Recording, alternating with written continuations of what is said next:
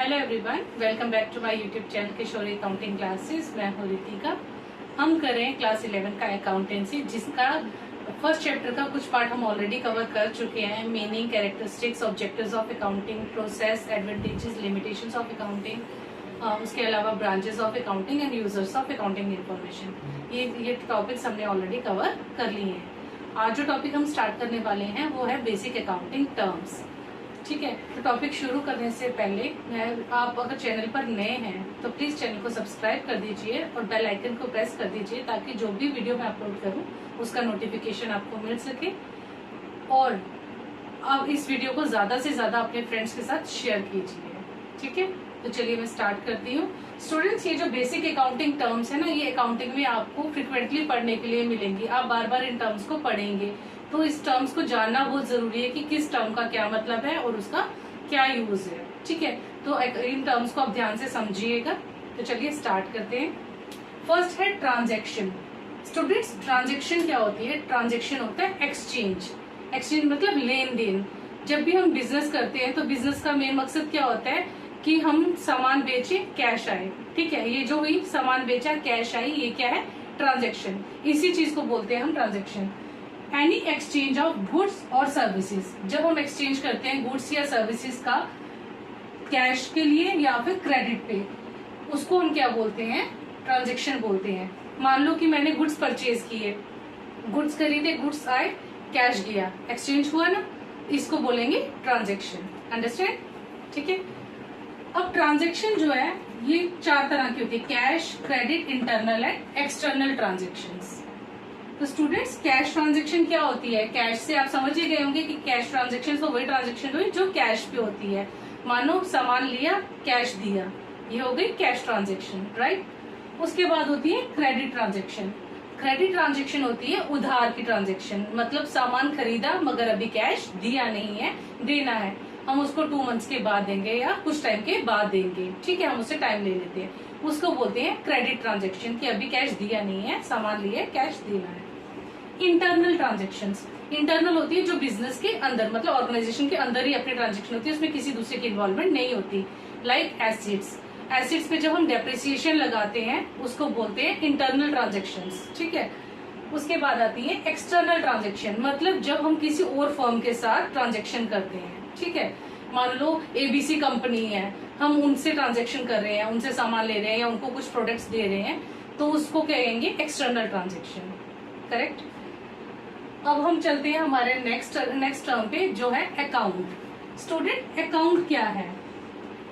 आप अब अकाउंटिंग में अकाउंट ही अकाउंट बनाने वाले हैं आगे। तो अकाउंट क्या है? बेसिकली हम ये जो ट्रांजैक्शंस करते हैं ना, इन ट्रांजैक्शंस का हम एक पर्टिकुलर हेड बनाते हैं। वो जो हेड हम बनाते हैं उसी को हम अकाउंट बोलते हैं। ये इसका फॉर्मेट मैंने आपके साथ यहाँ पे शेयर की है, फॉर्मेट बनाया हुआ है। इसमें क्या होता है, हम मतलब 2 साइड्स बनाते हैं, जैसे मैथ्स में होती है ना, left hand side, right hand side, same ऐसे ही इसमें भी होता है। ये एक फॉर्मेट बनाया है जिसके अंदर हमने 2 साइड्स बनाई, एक डेबिट साइड, एक credit side. Date, particular, ledger folio, amount, ये डेबिट साइड का। Date, particular, ledger folio and amount, ये क्रेडिट साइड का। ठीक है, तो जो ट्रांजेक्शन जैसे हो, ये आगे हम गोल्डन रूल्स पे आपको बताएंगे कि कैसे कैसे इन ट्रांजेक्शन को पोस्ट करते हैं। ठीक है, तो ये इसका फॉर्मेट है। ये हो गया हमारा अकाउंट। उसके बाद नेक्स्ट है कैपिटल। स्टूडेंट्स, कैपिटल क्या होती है? कैपिटल वो अमाउंट होती है जो ऑनर इन्वेस्ट करता है बिजनेस को स्टार्ट करने के लिए। मान लो मैंने कोई बिजनेस करना है, तो मैं जब कोई बिजनेस स्टार्ट करूंगी तो मुझे उसके लिए एक अमाउंट इन्वेस्ट करना पड़ेगा ना। वो जो अमाउंट वो जो पैसा हम इन्वेस्ट करते हैं उसको हम बोलते हैं कैपिटल। ठीक है, okay. Next term is drawings. Students, drawing क्या होती है? ड्रॉइंग वो बेनिफिट होते हैं, वो अमाउंट होती है जो ऑनर बिजनेस में से अपने पर्सनल यूज के लिए या अपने डोमेस्टिक यूज के लिए विड्रॉ करता है। ठीक है, मतलब जैसे कि बिजनेस चल रहा है, मैं कुछ गुड्स, मैं ऑनर हूँ और कुछ गुड्स अपने पर्सनल यूज के लिए ले जाऊं अपने बिजनेस में से, तो उसको हम अपनी बुक्स में कैसे शो करते हैं? ड्रॉइंग्स में शो करते हैं। ठीक है, इट इज द अमाउंट और benefit withdrawn by the owner from business for personal और डोमेस्टिक यूज। ठीक है, जिसका बिजनेस से कोई लेना देना नहीं हो, वो अपने पर्सनल यूज के लिए इस्तेमाल करा, उस टर्म को हम क्या कहते हैं? उसको हम कहते हैं ड्रॉइंग्स। ठीक है, okay. Next is liability.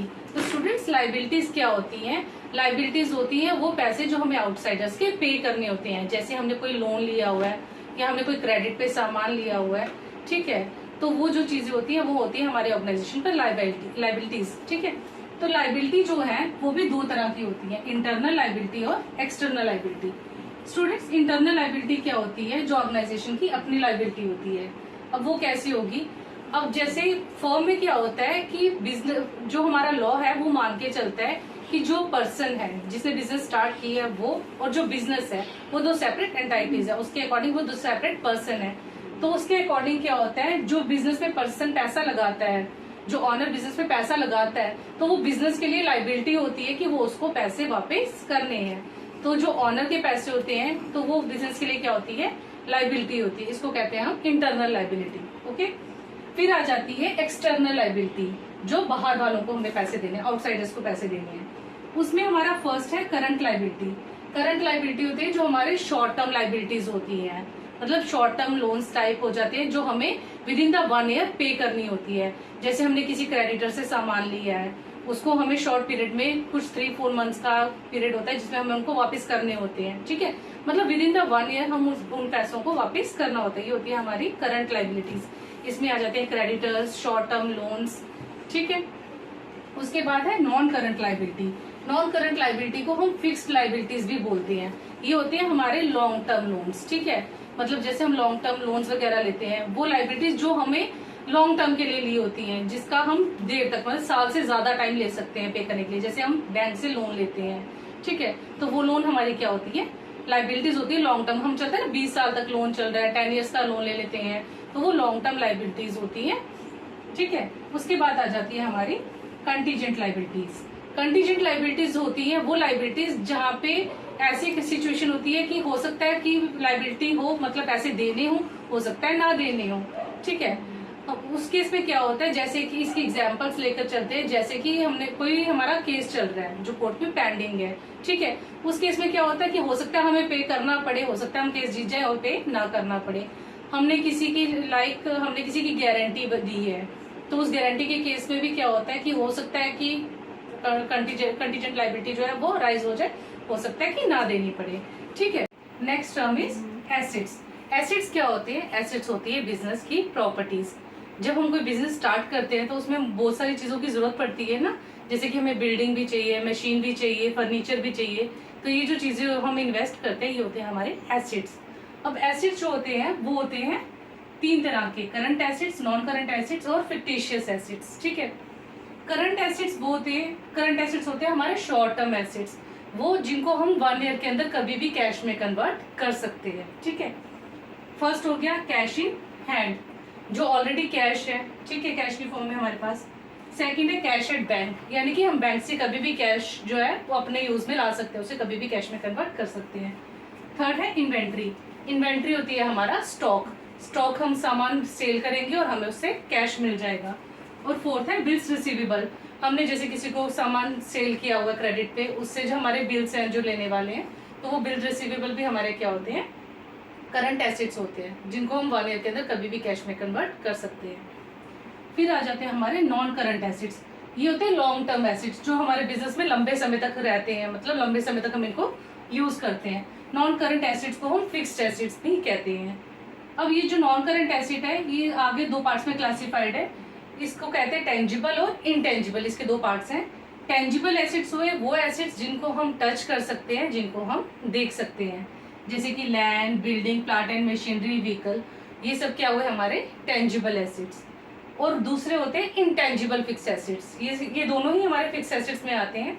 Intangible होते हैं वो एसेट्स जिनको ना हम देख सकते ना हम टच कर सकते, जैसे कि goodwill, reputation, trademark, copyright and patents, ठीक है, ये हमारे वो एसेट्स होते हैं जिनको हम देख नहीं सकते, टच नहीं कर सकते।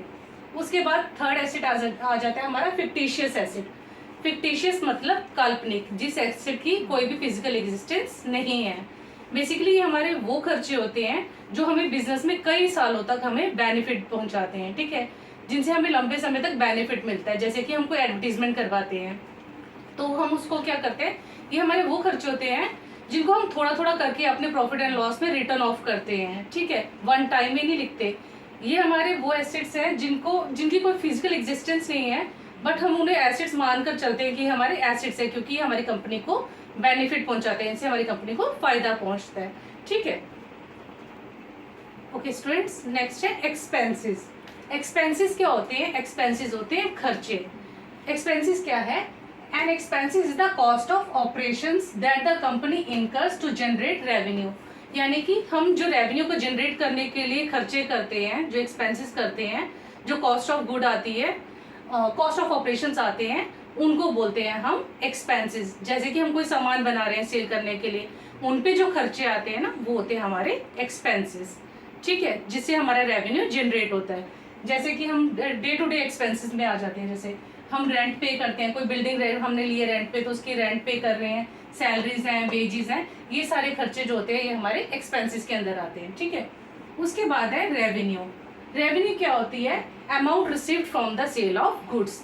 जो सामान हम बेचते हैं उससे जो हमें पैसे मिलते हैं उसको हम बोलते हैं रेवेन्यू। ठीक है, रेवेन्यू क्या है? Amount received from the sale of goods. सामान बेचकर हमें जो पैसे मिलते हैं। तो क्या वो जो पैसे होते हैं वो हमारी इनकम होती है? नॉट एग्जैक्टली, वो हमारी इनकम नहीं होती है, क्योंकि हमने सामान बनाया, ठीक है, फिर उसे बेचा, तो सामान जो बनाया उसमें हमारा खर्चा भी तो आया, एक्सपेंसेस भी तो हुए। तो जब हम उसको सेल करेंगे तो उसमें से हम एक्सपेंसेस माइनस भी तो करेंगे, तभी तो हमारी इनकम निकलेगी। ठीक है, तो इनकम क्या है? Revenue minus expenses. रेवेन्यू क्या है? Amount receive from the sale of goods. जो हम सामान बेचते हैं उनसे जो हमें मनी मिलती है, उनसे जो अमाउंट मिलती है, उसको हम बोलते हैं रेवेन्यू। इनकम क्या होती है? जब हम रेवेन्यू में से अपने लगाए हुए एक्सपेंसेस को माइनस करते हैं, वो बनती है हमारी इनकम। तो फिर प्रॉफिट क्या होता है? इनकम जो हो गई, मतलब जितना भी हमारा ये है, जितने भी हमारी सेल्स हैं, जब भी हम सेल करते हैं उसमें से हम एक्सपेंस माइनस करें तो हमारी निकलती है इनकम। बट जो प्रॉफिट होता है वो हम साल का, पूरे साल का कैलकुलेट करते हैं। हम एक एक सेल पे नहीं निकाल सकते ना, तो हम पूरे साल का कैलकुलेट करते हैं। यानी कि टोटल रेवेन्यू में से टोटल एक्सपेंसेस को जब हम माइनस करते हैं तब हमें मिलता है हमारा प्रॉफिट। आपको समझ में आया? आई होप आपको ये सारे टॉपिक्स समझ में आए होंगे। जितनी भी टर्म्स हमने पढ़ी वो आपको अच्छे से समझ में आ गई होगी। अगर आपको ये वीडियो अच्छी लगे तो प्लीज़ उसे लाइक करना और चैनल को सब्सक्राइब कर देना। मिलते हैं हमारी नेक्स्ट वीडियो में।